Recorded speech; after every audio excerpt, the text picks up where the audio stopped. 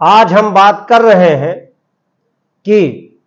गिरफ्तारी अफसर के लिए Pankaj Bansal versus Union of India में ऑनरेबल अपेक्स कोर्ट ने ये वर्डिक्ट दिया है कि गिरफ्तारी अफसर या गिरफ्तारी एजेंसी के लिए ये मैंडेटरी है कि गिरफ्तारी किए जाने वाले ऑफिसर को, गिरफ्तार किए गए व्यक्ति को उसकी गिरफ्तारी का रीजन और कारण बताना, असाइन करना मैंडेटरी है। ऐसे ही 21 सितंबर 2023 को Sanjeev Jain versus State of Delhi में ऑनरेबल दिल्ली हाई कोर्ट ने ये कहा है कि कस्टोडियल इंट्रोगेशन यानी कस्टडी में लेकर के जांच और पूछताछ किया जाना आवश्यक नहीं है अगर एक्यूज के द्वारा या इन्वेस्टिगेशन के दौरान जो मुलजिम है उसको कई बार इन्वेस्टिगेशन के लिए बुलाया गया है और इन्वेस्टिगेशन में एक्यूज ने कोऑपरेट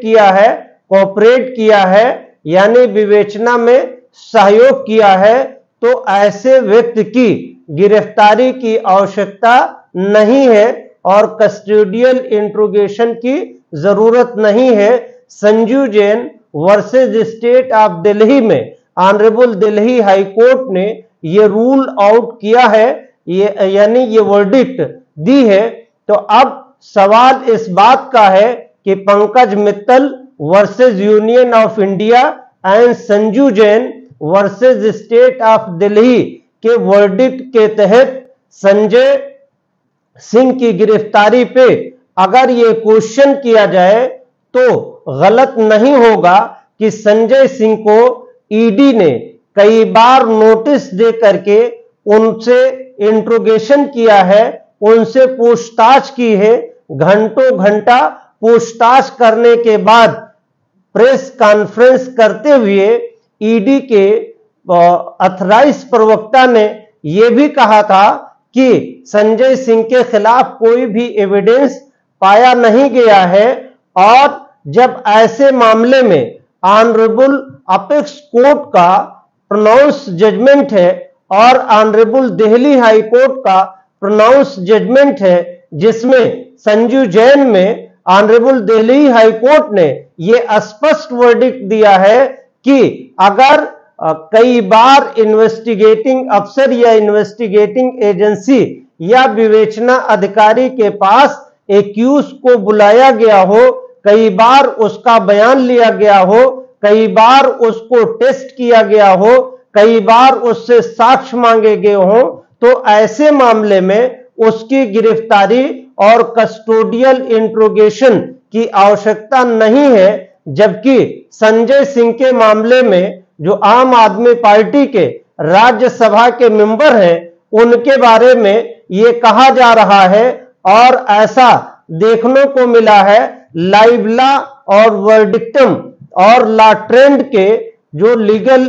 न्यूज को शेयर करते हैं उसके तहत ये देखा गया है कि उन न्यूज के तहत और आर्टिकल के तहत ये कहा गया है कि संजय सिंह लगातार इन्वेस्टिगेटिंग ऑफिसर के टच में थे, विवेचना अधिकारी के और जांच एजेंसी के टच में थे और जांच एजेंसियों के पास आने जाने का जो लाइव टेलीकास्ट हुआ है उसके तहत ये माना जा रहा है कि उन्होंने इन्वेस्टिगेशन में यानी इंक्वायरी में पूरी तरह से सहयोग किया है। ऐसे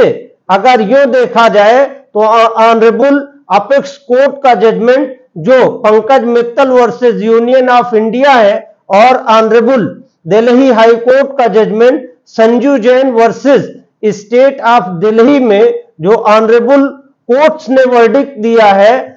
उसके लाइट में अगर यूं देखा जाए तो संजय सिंह की गिरफ्तारी एक हिसाब से ये मतलब कंक्लूजन पे अगर देखें तो संजय सिंह की गिरफ्तारी ऑनरेबल दिल्ली हाई कोर्ट के जजमेंट संजू जैन के तहत गिरफ्तार किया जाना जिसमें विवेचना में सहयोग किया, यानी संजय सिंह ने सहयोग किया था, तो ऐसे मामले में गिरफ्तारी किया जाना ऑनरेबल दिल्ली हाई कोर्ट के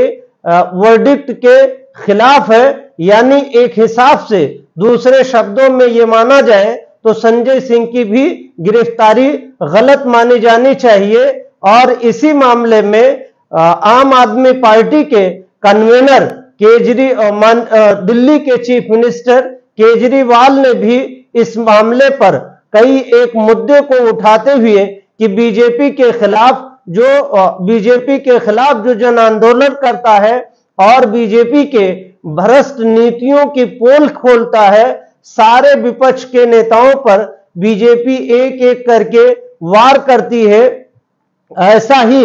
स्टेटमेंट आम आदमी पार्टी के लीडर राघव चड्ढा ने भी इल्जाम लगाया है। और ऐसे ही जो संजय सिंह के वकील, जो ऑथराइज वकील हैं, उन्होंने भी ट्रायल कोर्ट में रिमांड की डेट पे ये ऑब्जेक्ट किया था। संजय सिंह ने खुद रिमांड की डेट पे ये बात कही थी कि इन्वेस्टिगेटिंग अफसर यानी ईडी जो जांच एजेंसी है, अरेस्टिंग एजेंसी है, लॉर्डशिप आज की डेट में जो रिमांड दी जा रही है, इस डेट पे सिर्फ ईडी से यह पूछा जाए कि संजय सिंह के खिलाफ क्या साक्ष्य मौजूद है, लेकिन ऑनरेबल ट्रायल कोर्ट ने उनकी बात को न मानते हुए जुडिशियल कस्टडी और रिमांड को एक्सटेंड कर दिया है। जबकि अगर लॉ के नजरिए से देखा जाए तो ऑनरेबल दिल्ली हाई कोर्ट ने जो संजू जैन में वर्डिक्ट दिया है कि अगर विवेचना में एक्यूज ने नंबर्स ऑफ टाइम पे सहयोग किया है, तो ऐसे मामले में कस्टोडियल इंट्रोगेशन यानी गिरफ्तारी की आवश्यकता नहीं है। उसकी लाइट में अगर देखा जाए तो संजय सिंह की गिरफ्तारी एकदम गलत है, गिरफ्तारी नहीं की जानी चाहिए।